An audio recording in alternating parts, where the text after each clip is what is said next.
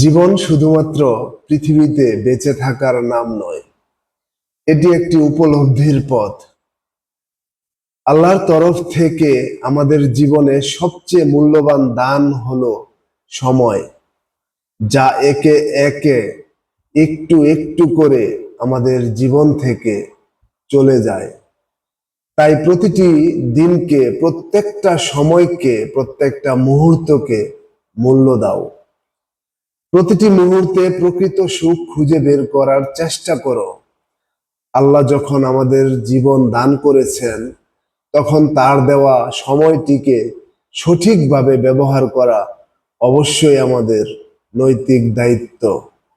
সময়কে যদি তুমি অবহেলা করো, তাহলে তোমার জীবনটাই বৃথা।